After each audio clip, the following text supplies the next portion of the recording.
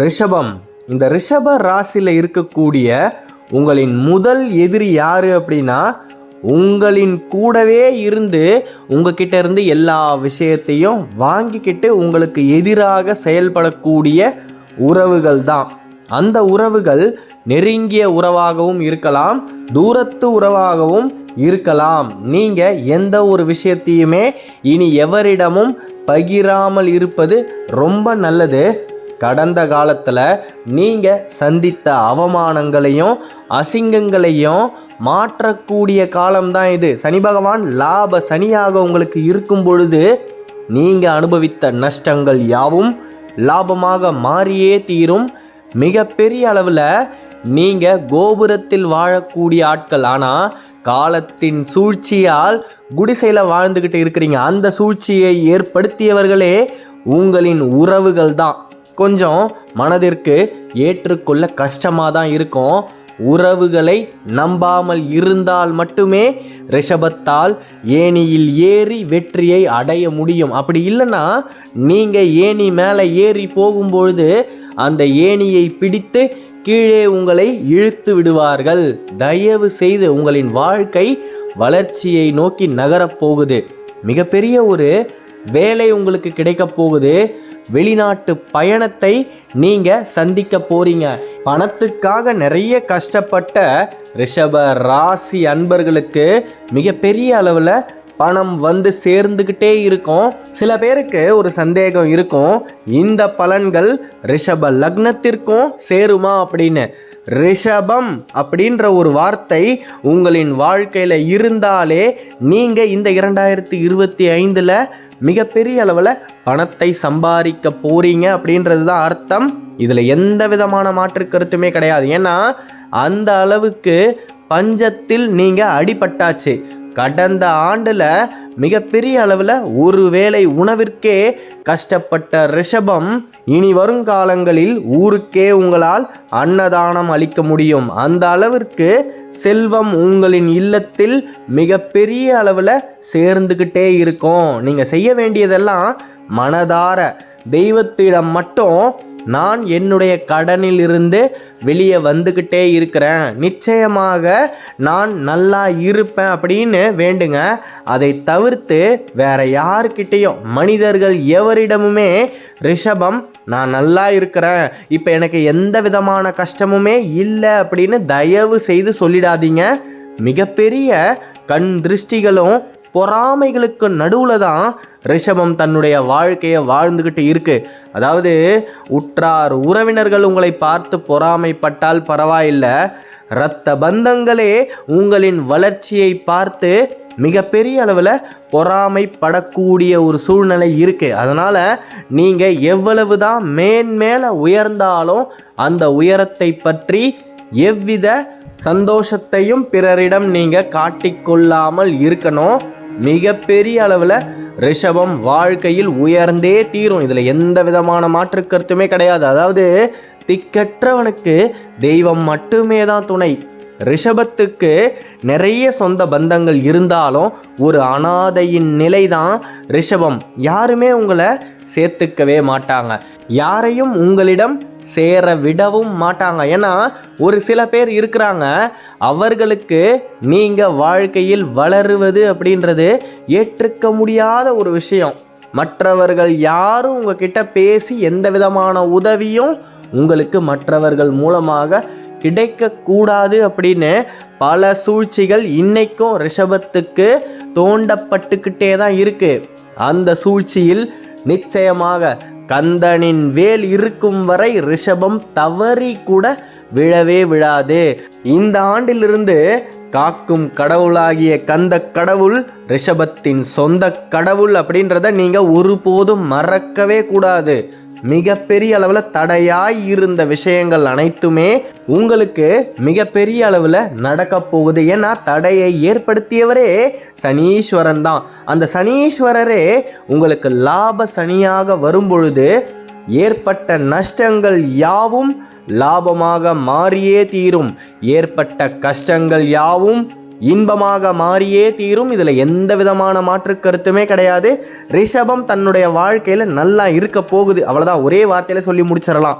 இனி நீங்கள் எந்த விஷயத்தில் வேணாலும் பணத்தை முதலீடாக போடலாம்.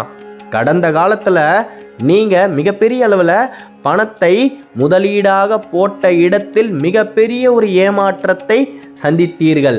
அந்த நிலை இனியும் தொடராது. உங்களுக்கு என்ன தொழில் மனதில் தோன்றுகிறதோ அந்த தொழிலை தேர்ந்தெடுத்து செய்யலாம். 8 திசையும் ரிஷபத்திற்காக திறந்து விட்டது. பாலைவனமாக இருந்த ரிஷபத்தின் வாழ்க்கை வண்ண மலர்கள் பூத்து குலுங்கக்கூடிய சோலை வனமாக மாறப்போகுது. வரக்கூடிய மார்ச் 29க்கு மேலே உங்களின் வாழ்க்கை சுபிக்ஷமான ஒரு நிலையை அடைந்தே தீரும். எக்காரணத்தை கொண்டும் பாசத்திற்கு மயங்காதீங்க. அது எப்பேற்பட்ட பாசமாக இருந்தாலும் சரி. ரிஷபத்தில் இருக்கக்கூடிய ஆண்களா நீங்கள் உங்களின் நெருங்கிய இரத்த பந்தமாகவே இருந்தாலும் தயவு செய்து கடந்த காலத்தில் பாசத்திற்காக நீங்கள் ஏமாந்த மாதிரி இனியும் ஏமாறக்கூடாது. ஏன்னா மிகப்பெரிய அளவில் உங்களை அன்பை வைத்து அடிச்சிருவாங்க. வேற எந்த ஒரு ஆயுதத்தையும் ரிஷபத்திடம் உபயோகிக்கவே முடியாது. ஏன்னா இந்திரனின் பிரம்மாஸ்திரத்திற்கு இருக்கக்கூடிய சக்தி ரிஷபத்தின் கோபத்திற்கு உள்ளது. அந்த அளவுக்கு நீங்கள் கோபப்பட்டால் உங்கள் முன்னாடி யாருமே நின்று எதிர்த்து பேச முடியாது. ஆனால் உங்களை அன்பால் அடிச்சிடலாம், முதுகில் குத்திடலாம். அந்த நிலை இனியும் தொடரக்கூடாது. பாசமாகவே இருந்தாலும் 10 அடி தள்ளி வச்சு பாருங்க. பால் எது விஷம் எது அப்படின்னு உங்களின் கண்களுக்கு நிச்சயமாக புலப்படும்.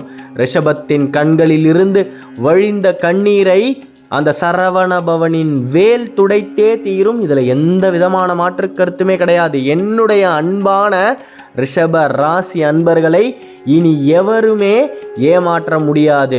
ஆமாம், நிறைய நாள் எல்லோருமே இல்லத்தில் தூங்கிய பின்பு ரிஷபம் யாருக்குமே தெரியாமல் பூஜை அறையில் போய் நின்று முருகனின் படத்தை பார்த்து சத்தமே இல்லாமல் கதறி அழுத நாட்கள் எண்ணற்ற. அந்த நாட்களுக்கு பலன் கிடைக்கக்கூடிய காலம்தான் இது. மிகப்பெரிய அளவில் அனாதையாக இருந்த ரிஷபம் இந்த ஜெகமே உங்களை போற்றக்கூடிய அளவிற்கு உங்களின் வாழ்க்கை மாறப்போகுது. யாருமே இல்லை அப்படின்னு நீங்கள் ரொம்ப கவலைப்பட்டுக்கிட்டு இருந்தீங்க இல்லையா? இனி உங்களை தேடி எல்லோருமே வருவாங்க. ஏன்னா உங்களிடம் பணம் வரும். பணம் வரும் பொழுது பாசமும் வரும், 10ம் வரும். அந்த 10ல் எது உங்களுக்கு தேவை எது தேவை இல்லை அப்படின்ற முடிவை ரிஷபந்தான் எடுக்கணும். இந்த இடத்துல என்னுடைய அன்பான அன்பர்களுக்கு நான் ஒரு நினைவூட்டலை சொல்லணும். என்னன்னா, என்னுடைய குரலை வைத்து ஒரு சில பேர் அவர்களின் சேனலில் உபயோகப்படுத்தி கொண்டிருக்கின்றார்கள். அதை நீங்கள் நம்ப வேண்டாம். நமது சேனலின் பெயர் ஆஸ்ட்ரோ செல்வன் மட்டுமே தான். அவர்களுக்கு எச்சரிக்கையும் விடுத்தாச்சு. அதையும் மீறி செய்த தவறையே திரும்பி செய்தால் நிச்சயமாக அவர்களின் சேனலின் பெயரை நான் வெளியிடுவேன். இது போன்ற விஷயங்கள் உங்களுக்கும் நடக்கும். ரிஷபத்தை பொறுத்த வரைக்கும் கஷ்டப்பட்டு நீங்கள் உழைத்தால் அந்த உழைப்பின் ஊதியத்தை வேறு ஒருவர் பெறுவார்.